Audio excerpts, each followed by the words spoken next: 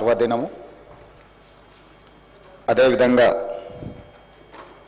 December 9, 2009 నాడు ఆనాటి కేంద్ర హోంశాఖ మాత్యులు చిదంబరం గారు తెలంగాణ రాష్ట్ర ఏర్పాటు ప్రక్రియను ప్రారంభిస్తున్నామని చెప్పడమే కాకుండా మొట్టమొదటి తెలంగాణ రాష్ట్ర ఏర్పాటు ఆకాంక్షను వారు ముందుకు తీసుకొచ్చారు.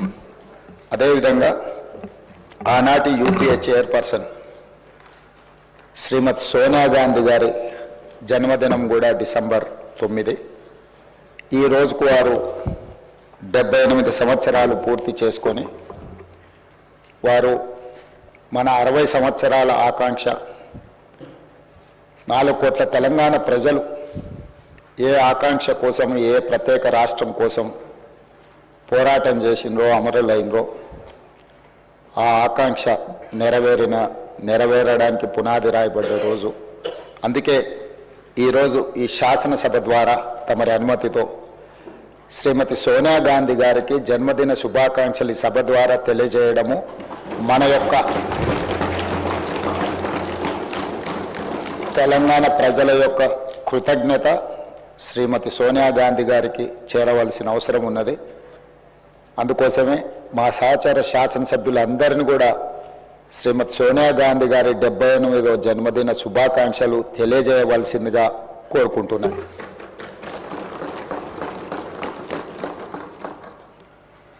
అదేవిధంగా అధ్యక్ష, ఈరోజు ప్రత్యేకమైన అంశం ప్రస్తావన మీకందరికీ మనకందరికీ తెలుసు.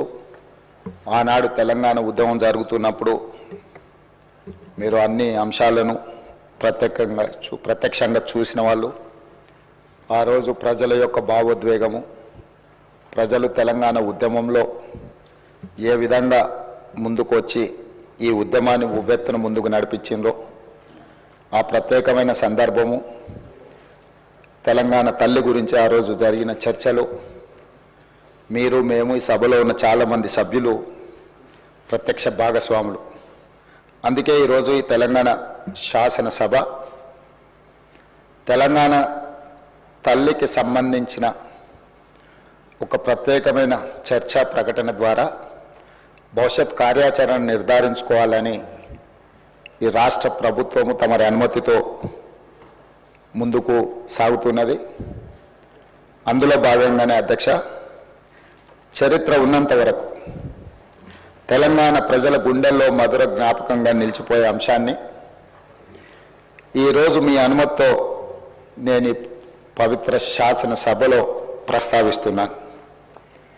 నా తెలంగాణ కోటి రతనాల వీణ, నా తెలంగాణ తల్లి కంజాత వల్లి అన్న మహాకవి దాశరథి మాటలు నిత్య సత్యాలు, తెలంగాణ జాతికి నిరంతర స్ఫూర్తి వాక్యాలు. ఈ భూ ప్రపంచంలోని ఏ జాతికైనా గుర్తింపు, గౌరవం ఆ జాతి అస్తిత్వమే. ఆ అస్తిత్వానికి మూలం సంస్కృతి, ఆ సంస్కృతికి ప్రతిరూపమే తల్లి. స్వరాష్ట్ర సుదీర్ఘ పోరాట ప్రస్థానంలో సకల జనులను, సబ్బండ వర్గాలను ఐక్యం చేసి నడిపించిన శక్తి స్వరూపిణి తెలంగాణ తల్లి. 4 కోట్ల ప్రజల ఆలోచనను, ఆచరణను, కార్యాచరణలన్నింటినీ ఒక చోటకు చేర్చి తెలంగాణ జాతి భావనకు జీవం పోసిన మాతృమూర్తి తెలంగాణ తల్లి. మనల్ని నిరంతరం చైతన్యపరిచి లక్ష్య సాధన వైపు నడిపించిన గొప్ప స్ఫూర్తి తెలంగాణ తల్లి. అలాంటి తెలంగాణ తల్లి స్వరూపంపై పలు రూపాలు ఇప్పటికే జనబాహుల్యంలో ఉన్నాయి. వాటిలో దేనికి ఇప్పటి వరకు అధికారిక గుర్తింపు లేదు, అధికారికంగా మనం గౌరవించుకోలేదు. తెలంగాణ నేల స్వేచ్ఛ కోసం పిడికిళ్ళు బిగించిన ఉత్తేజపు జ్వాల, సకల జనులు ఒక్కటై గర్జించిన ఉద్వేగపు మాల.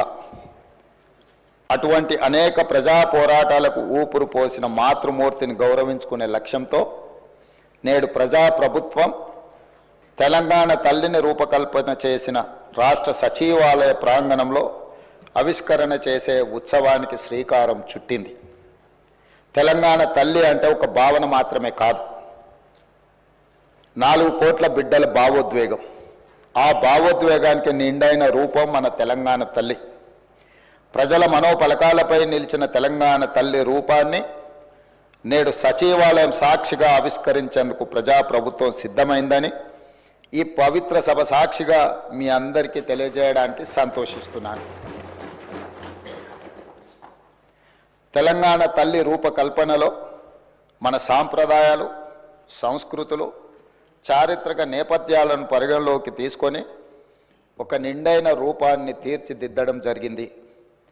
మన సంస్కృతికి అద్దం పడుతూ ప్రశాంత వదనంతో, సాంప్రదాయ కట్టుబొట్టుతో, మెడకు కంటే గుండు పూసల హారంతో, చెవులకు బొట్ట కమ్మలతో, ముక్కు పుడకతో, బంగారు అంచు కలిగిన ఆకుపచ్చ చీరలో, చేతికి గాజులు, కాళ్లకు కడియాలు మెట్టలతో, చాకలి ఐలమ్మ, సమ్మక్క సారలమ్మ పోరాట స్ఫూర్తితో, ఎంతో హుందాతో కూడిన ఆహార్యంతో మన తెలంగాణ తల్లి రూపొందించబడినది.